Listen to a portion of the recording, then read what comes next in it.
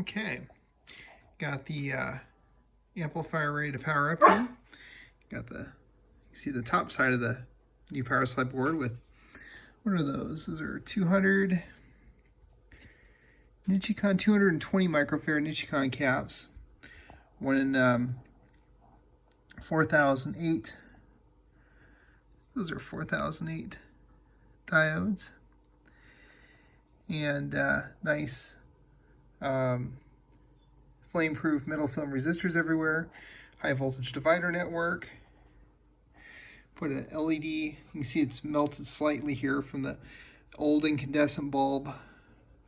Put an LED direct replacement bulb in there. Got the new parasitic suppressors in. Cleaned the tubes and cleaned everything up. So let's power it on. Up here, by the way, the high voltage probe is going to read up here on my key sight, and then filament down here on the Bryman. So let's turn it on. Got filaments, the fan's running. Showing here 2300 volts. Got 6.6 volts AC on the filaments. Slightly high, but should be okay. And we're showing here 2300.